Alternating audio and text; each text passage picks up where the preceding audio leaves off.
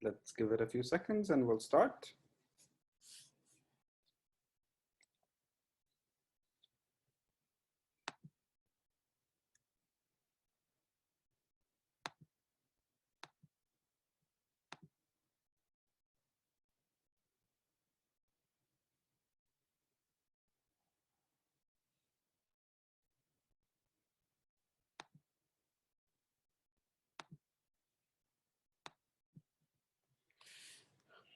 Okay, welcome everybody to the DRAM and quantum computing panel. We have 6 papers, 2 on DRAM and 4 on quantum computing. The first one deals with reliability issues in DRAM, specifically RowHammer issues. This is being presented by Jeremie Kim.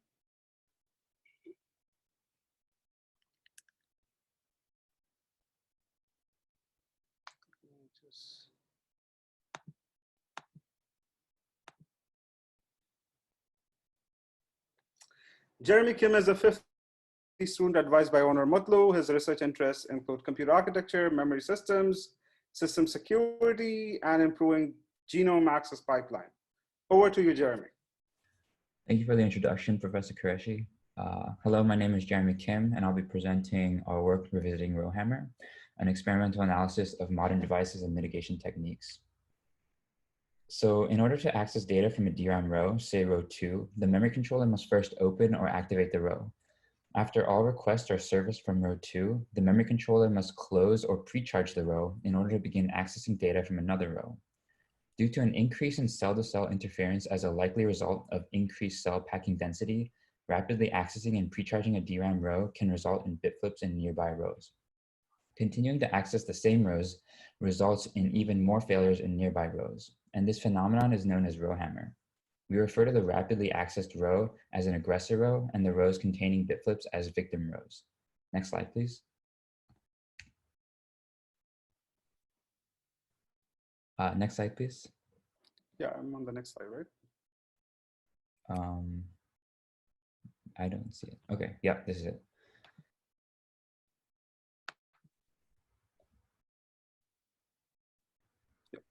So denser DRAM chips are more vulnerable to RowHammer, and there are 3 prior works that provide RowHammer characterization data on real DRAM chips. However, there's no comprehensive experimental study that demonstrates how the RowHammer vulnerability scales across DRAM types and technology node generations and as DRAM chips become more dense. Therefore, it is hard to identify whether current mitigation mechanisms will remain viable for future DRAM chips that are likely to be more vulnerable to RowHammer. Next slide, please.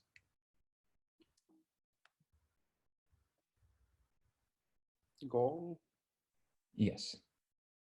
I guess for some reason I'm not seeing the transition. Okay, yeah, that works.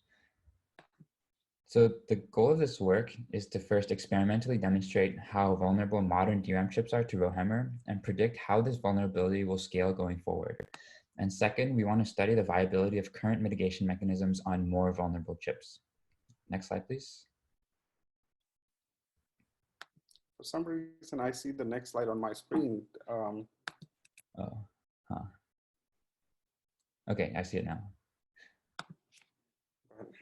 So we characterize over 1,500 DRAM chips from 300 DRAM modules spanning the 3 major DRAM manufacturers, which we anonymize as A, B, and C, of 3 DRAM types or DRAM standards, DDR3, DDR4, and LPDDR4. We identified 2 technology nodes per DRAM type, old, new, 1X and 1Y, which we categorize based on manufacturing date, datasheet publication date, purchase date, and characterization results. From our experimental characterization, we make 3 key observations. First, chips of newer DRAM technology nodes are more vulnerable to RowHammer. Second, there are chips today whose weakest cells fail after only 4,800 hammers or 4,800 accesses to 2 rows each. And third, chips of newer DRAM technology nodes can exhibit RowHammer bit flips in more rows and farther away from the victim row. Next slide, please.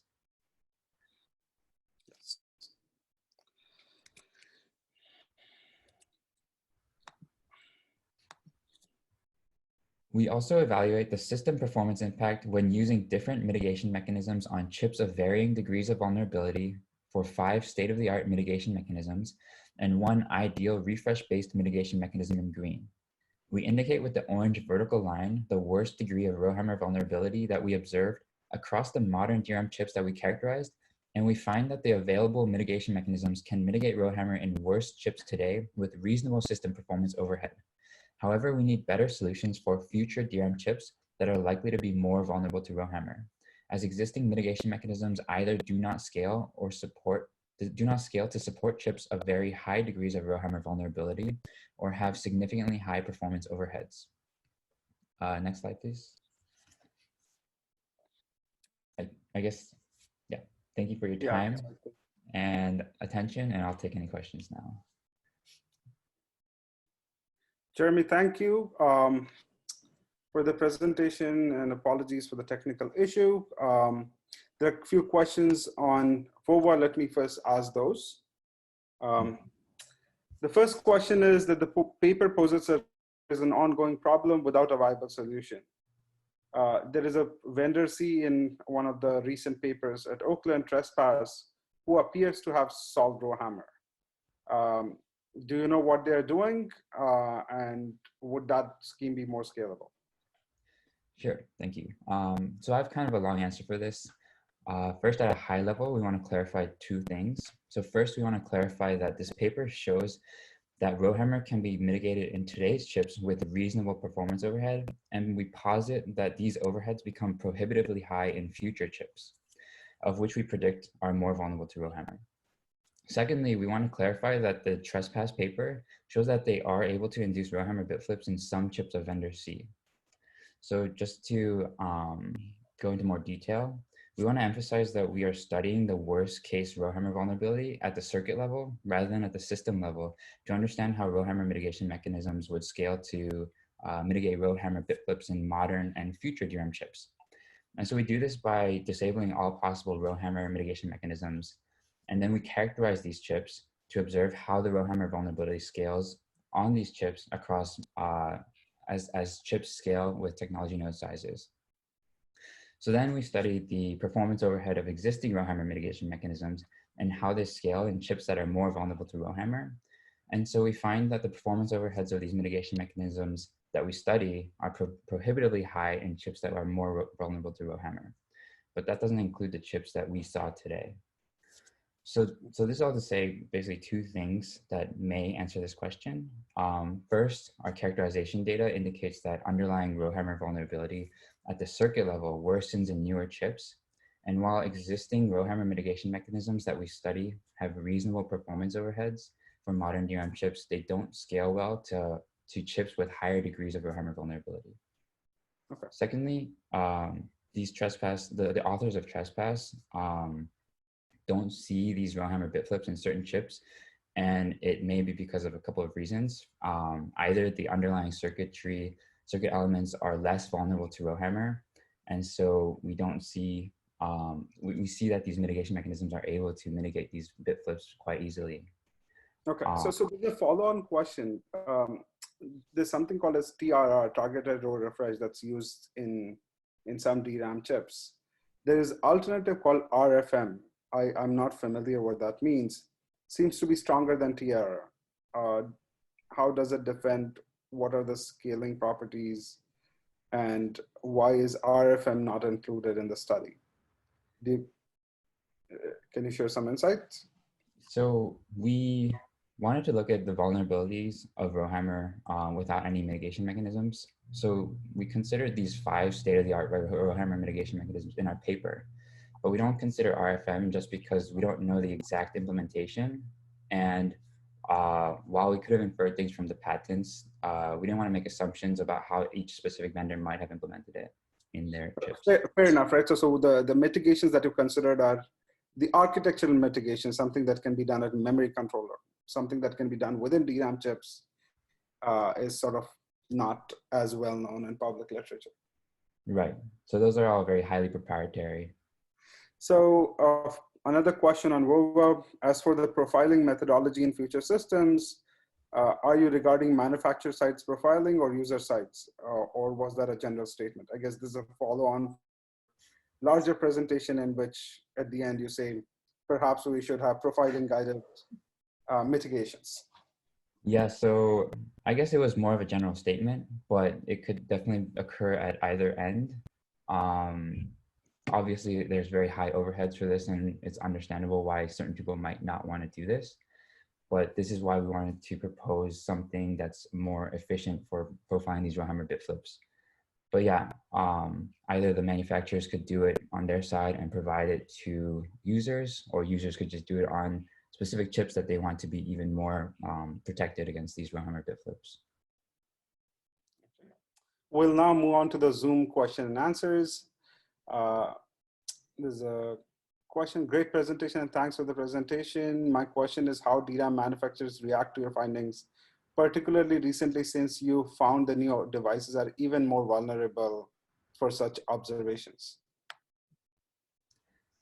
So I guess, so I'm not sure because we haven't exactly interacted with these DRAM manufacturers and actually shared these presentations with them, but I would assume that they are aware of this problem. And while they do say that they are all invulnerable against RowHammer with their given in DRAM mitigation mechanisms, again, we're studying them without these mitigation mechanisms. And so I'm sure they wouldn't be surprised. Yes, so I think a broader question, right? When RowHammer first emerged in 2014, the sense that at least the memory manufacturers tried to give was that, yeah, we knew this was a problem in the last generation, but we fix it, believe us, we fix it. We won't tell you how we fix it, but it's done, you don't have to worry. And then now 6 years later, there are newer attacks and then the vulnerability, if anything, has even worsened, right? So how do we sort of, A, hold them accountable, or B, I mean, just trust us that the problem has gone away is not really, seems like a very valid or viable approach. Right. I mean, it keeps reoccurring, right? Where newer generations come out and then people show that they can induce these RowHammer failures on them. And so that's a really tough question. I guess this is why we're kind of proposing ways that we can work as a community together to solve this problem and not just make the DRAM manufacturers fully accountable for it. So there's a suggestion for possible mitigation by Saurabh Jaiswal. Is divided the row in different segments can help remove RowHammer problem? So dividing a single row into multiple segments? I assume that that's what the person is asking. Rather than activating everything, you only activate possibly the line that you need. So there's a proposal called half DRAM, and I'm guessing this is something similar to what he's talking about, but basically you only activate parts of the rows that are necessary or that contain the data that has them. But I mean, we're still driving the word line, which I believe is largely responsible for the circuit level interference. And so once you have this driving of the word line and like toggling of the word lines, then you still have this effect and potentially can still induce these RowHammer failures. Okay. So speaking along these lines, right? Like if I really care about my not leaking my sensitive data, one option is padding, right? Just like we pad locks, you can take your secret data and put like maybe 16 kilobyte on the left, 16 kilobyte on the right. And if you sort of get some contiguous allocation, right? A 2 megabyte page, if you reserve a 2 megabyte page, you can sort of guard your secret by physical padding, right? Right. Do you see software people doing something to just become paranoid and say, you know, I really, really want to guard this. What can I do in software?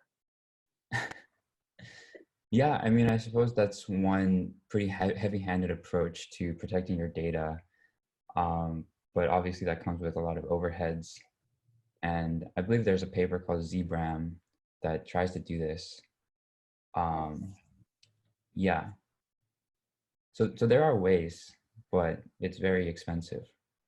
Yeah, very nice presentation, Jeremy. And audience, if you have more questions, I would encourage you to post them on WOVA. WOVA allows asynchronous question and answers, so you can carry on the conversation on WOVA. Thank you, Jeremy. Thank you, Professor.